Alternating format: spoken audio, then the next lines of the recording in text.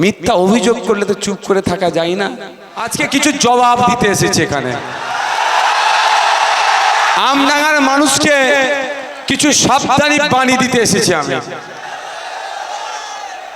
নওশাদ সিদ্দিকীরা জামা বদলাই না, আমরা জামা বদলাই না, নাইকে প্রতিষ্ঠা করি। কিছু সাবধানী বাণী যদি না দিই আমডাঙ্গার মানুষের ক্ষতি হয়ে যেতে পারে। তাই আমডাঙ্গার মানুষকে একটু সজাগ করতে এসেছি। আমি আজকে একটা বক্তব্য শুনছিলাম, এখানে যিনি জোড়া ফুলের প্রার্থী হয়েছেন তিনি বলছেন আমার বড় ভাইজান সম্পর্কে। আপনি ভালো করে জানেন আমার বড় ভাইজান সম্পর্কে কিছু বললে নওশাদ সিদ্দিকী তখন চুপ থাকতে পারে না।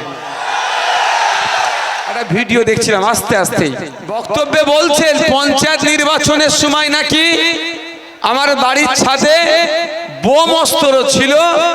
আমার বড় ভাইজান আতঙ্কিত হয়ে আমডাঙ্গার যিনি প্রার্থী তাকে নাকি বলেছে ভাই তুমি একটু দেখে নাও নালে পুলিশ চলে আসবে। তাই শুনলাম বক্তব্যটা।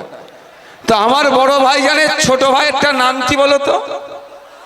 হ্যাঁ হ্যাঁ, সে দেখে নিবার তার ক্ষমতা নাই। হ্যাঁ, এক নম্বর কথা। দ্বিতীয় কথা, আগামী কাল নাকি পুলিশ আসবে বলছে। তো সারা রাতে যদি কোনো জায়গায় বোম অস্ত্র থাকে, এত বোকা কেউ আছে ওখানেই রেখে দেবে? সে তো নিজে থেকে সরিয়ে দেবে ভাই। 100% ওপরে যদি কিছু থাকে অতটা এটা অসত্য কথা বলে আপনাকে আমাকে বিভ্রান্ত করছে। সাথে সাথে এক পীরজাদা ভাইয়ের নাম নিয়েছেন, পীরজাদা সাফেরি সিদ্দিকী মহাশয়। আমি বলবো এখান থেকে আপনারা লাইভ কল করুন সাফেরি ভাইজানকে, যে এই ধরনের কোনো কি ঘটনা ঘটেছিল বলবেন পীর সাহেব আপনার কলটা কিন্তু আমি রেকর্ড করছি, এই বলে কল করুন। যে আব্বাস ভাইজানের বাড়ির ছাদে নাকি বোম ছিল, পুলিশ আসছিল, আপনারা নাকি পুলিশকে আটকে দিয়েছেন, বোমটা উদ্ধার করতে দেননি, জিজ্ঞাসা করবেন। লাইভ কল করতে পারেন আপনারা, দুধকে দুধ পানিকে পানি হয়ে যাবে। 3 নম্বর কথা, হক আর বেহক, ন্যায় আর অন্যায়। তুমি কিসের জনপ্রতিনিধি আগামী দিনে হবে? কারো বাড়ির ছাদে ইল্লিগাল আর্মস বোম সংরক্ষণ করে রেখেছে, তুমি সেটাকে না ধরিয়ে আরো পুলিশকে আটকাচ্ছ, তদন্ত করতে দিচ্ছ না। কি বলছি বুঝতে পারছেন?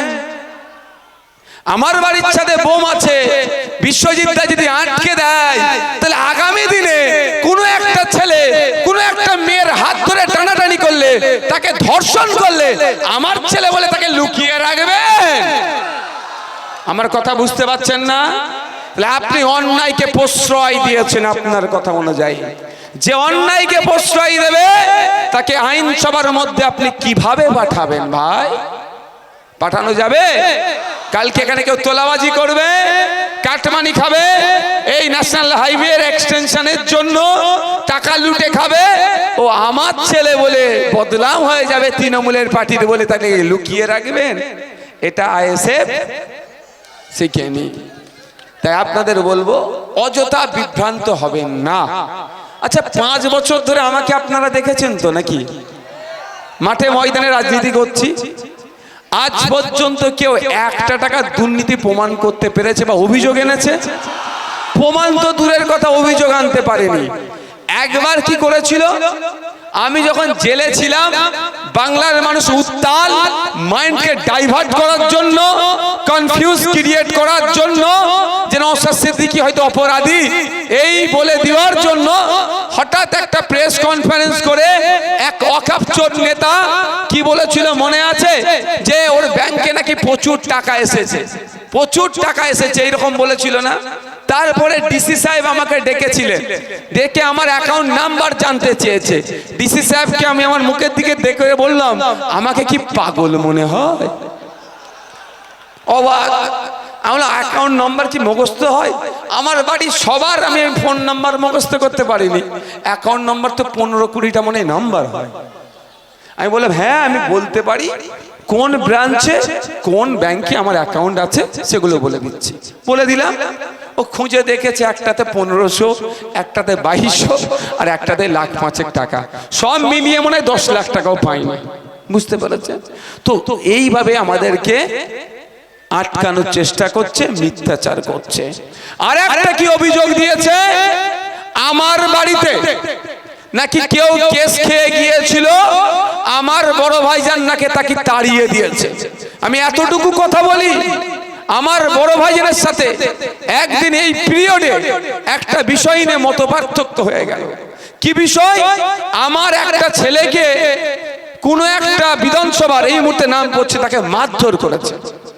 মারধর করে পুলিশ তুলে নিয়ে গেছে। একটা গুরুত্বপূর্ণ আলোচনা চলছিল আমাদের, সেই সময় আমার বড় ভাইজান আমাকে বলল যে ওইটা কি হয়েছে একটু লক্ষ্য করেছিস? আমি বড় ভাইজানকে বললাম, ভাইজান অবজারভার দিয়ে আছে তো, আপনি কেন এত টেনশন নিচ্ছ করছেন? ওরা তো দেখে নেবে, সেই জন্যই তো অবজারভার দিয়েছি। সারা রাজ্যের মানুষের আপনি চাপ কেন মাথায় নিচ্ছেন? এ কথা বলার জন্য বড় ভাইজান আমাকে খুব জোরে তাড়া দিয়েছিলেন।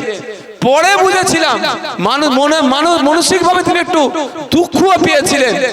পরে আমি জানতে পারি যে তারা শুধু জানে তিনি দুঃখ পেয়েছিল এই জন্যই যে এলাকা আমি ভোটার হিসাবে দেখি না। নওশাদ আমার যেমন ভাই, এরাও আমার ওই রকমই আপন ভাই। তাই অবজারভার যতই দেয়া থাকুক না কেন, আমার ভাই একটা বিপদে পড়েছে, সেই অবজারভার যদি ফাঁকি মারে, সেই জন্য তার ছোট ভাইকে বলছে একটু দায়িত্ব নিয়ে দেখ। এটাও আব্বাস সিদ্দিকী, একটু মাথায় রাখবেন। সম্পূর্ণ মিথ্যাচার করছে। হ্যাঁ, দলে জয়েন করেছে, আইএসএফ ছেড়ে আমডাঙ্গা থেকে গিয়েছে। যদি মনে হয় তার জন্য ওটা ভালো জায়গা, আমরা তাকে কিচ্ছু, একটা শব্দ কেউ আমরা খরচ করেছি তার বিরুদ্ধে, প্রয়োজনও নাই। কিন্তু প্রশ্ন এটাই, মিথ্যা অভিযোগ করলে তো চুপ করে থাকা যায় না।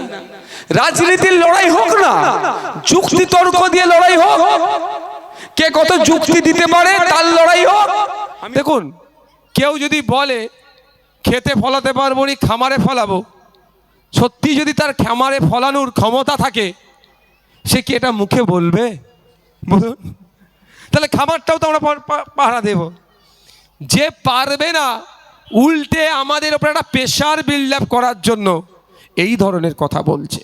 ভাঙড়ের মায়েরা, ভাঙড়ের বাপেরা যারা সুন্দর সবজি ফলাই মাঠে, তারা নিশ্চিতভাবে ওই সবজিতে গরু ছাগলেরা খেয়ে নেয়, তার জন্য আলটা বেড়াটাও ঠিক করে দেয় মাঠে। তাই আপনার ভোট কেউ চুরি করে নেবে অত সহজ নয়। এটা 2021 নয়, 2026। এটা ক্যানিং পূর্ব নয়, প্রার্থী শাহাবুদ্দিন সিরাজিও নয়। এতটুকু শুধু বলে দিতে চায়। আজ আপনারা খেতে ভালো করে ফলিয়ে দেন, খামারটা রক্ষার দায়িত্ব এই সব বসে আছে, বুঝে নেবে। আর মা এগুলো একটু উঠে দাঁড়াও তো, এই দেখো আমাদের মহিলা বাহিনীরাও রেডি আছে, বুঝে নেবে কিভাবে কি করতে হয়। তাই বন্ধুগণ, আপনাদের বলবো অযথা আতঙ্কিত হওয়ার দরকার নাই। ভাঙড় নির্বাচনের জন্য অলরেডি 22 কোম্পানি সেন্ট্রাল ফোর্স এসে গিয়েছে, অর্থাৎ ডিপ্লয়মেন্ট হবে। নির্বাচন ফ্রি অ্যান্ড ফেয়ার, সহজ যদি বলি সুষ্ঠুভাবে নির্বাচন যাতে হয়, 12 কোম্পানি সেন্ট্রাল ফোর্স প্রয়োজনে আরও বাড়বে। ঠিক আছে? এই আমাদের ইমরান কোথায় গেল গো? একটা ভালো উদাহরণ দিয়েছে, দারুণ উদাহরণ। বিষ আর কি বললে? বিষ আর ফল কোনটা গ্রহণ করবেন? বাস্তব কথা। রাতের অন্ধকারে আমার কাছে খবর আছে কেনা হচ্ছে, ভোট কেনার চেষ্টা করছে। ভোটে আর জিততে পারবে না, ভোট কেনার চেষ্টা করছে। মায়েদেরকে শাড়ি দিচ্ছে, বাপেদেরকে লুঙ্গি জামা দিচ্ছে, কিছু কিছু করে টাকা দিচ্ছে। তো আমি প্রথম বলবো নিয়ে নিবার পক্ষে, একটাও ছাড়বেন না। যা পাবেন শাড়ি জামা টাকা পয়সা মিষ্টি বিরিয়ানি গাড়ির তেল সব বলবেন, সব নিয়ে নেবেন, কিচ্ছু ছাড়বেন না। তবে অনুরোধ এটাই, ও ব্যবসায় ইনভেস্ট করছে, ব্যবসায় ইনভেস্ট করবে মানে লাভ করবে। আপনি তার কথাই গলে তাকে ভোট দিয়ে দেন, দুটো ক্ষতি আপনাকে, দুটো রকমভাবে আপনার কাছে টাকা তুলবে। প্রথম কথা, 10 কোটি টাকা যদি ইনভেস্ট করে 100 কোটি টাকা সে তুলবে। কেমন করে তুলবে?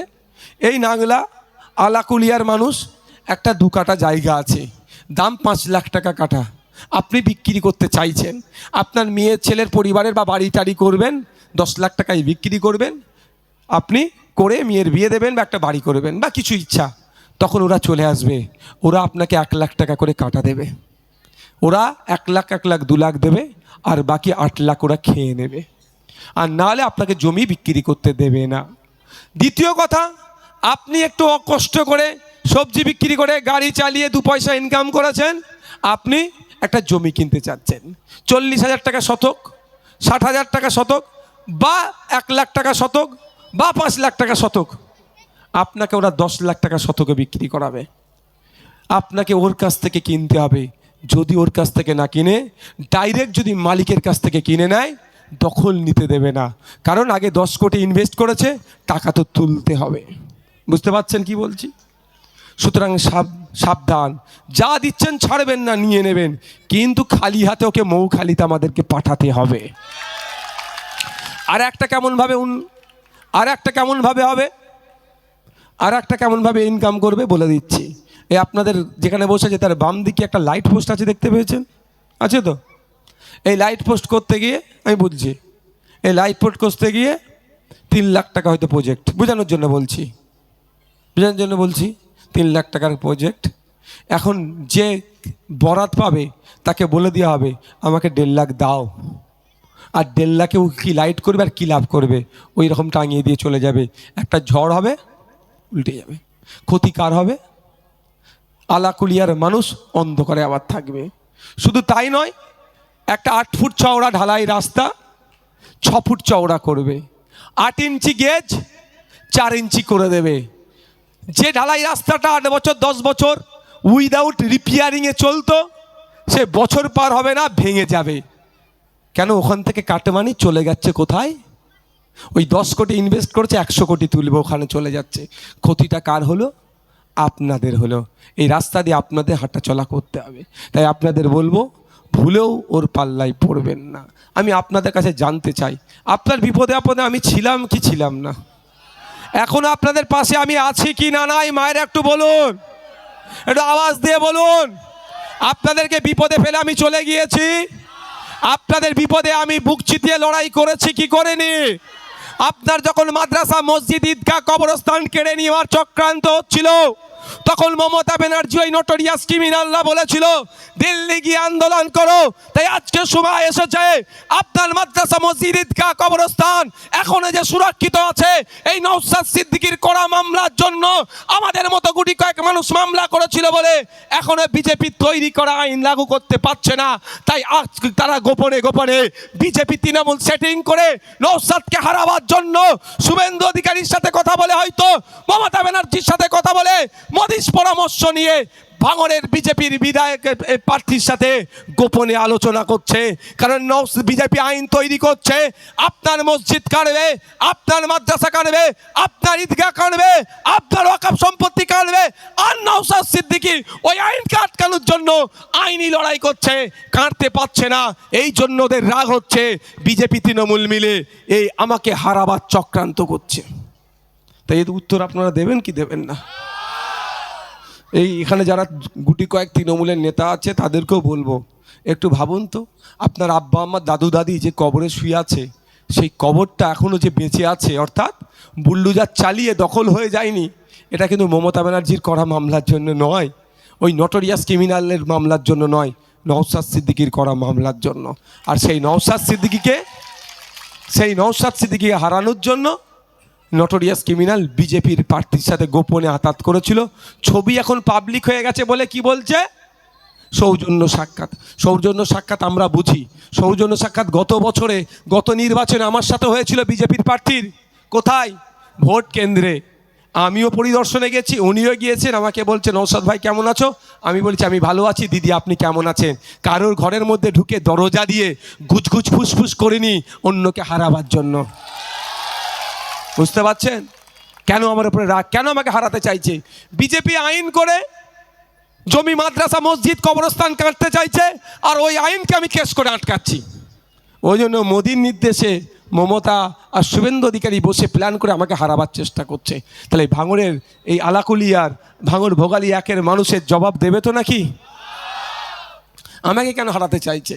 ফেক ST/SC সার্টিফিকেট দিয়ে প্রকৃত ST/SC থেকে বঞ্চিত করছে, আর নওশাদ সিদ্দিকী বিধানসভার মধ্যে দাঁড়িয়ে মন্ত্রীর বলতি বন্ধ করে দিচ্ছে, মুখের কথা বন্ধ করে দিচ্ছে। কেন ফেক ST/SC সার্টিফিকেট ছেড়েছো? তাই এরা মোদি মমতা মিলে আমাকে হারাবার চক্রান্ত করছে। তাই বোন মায়েদের বলবো, আপনি যখন বিপদে পড়েছিলেন আমি বুক চিতিয়ে লড়াই করেছি। যদি মনে করেন আগামী 5 বছর একইভাবে আপনার পাশে থেকে বিপদে আপদে আপনার সাথ দিয়ে এবং আপনার ভোটাধিকার ফিরিয়ে নিয়ে আসার লড়াইয়ে শেষ পর্যন্ত লড়াই করে যাবে, অন্য কোনো প্রার্থী নয়, সংযুক্ত মোর্চা তথা বামেদের সমর্থন নিয়ে ইন্ডিয়ান সেকুলার ফ্রন্টের প্রার্থী হিসাবে আমাকে পুনরায় এখানে নির্বাচিত করে বিধানসভায় পাঠানো দরকার।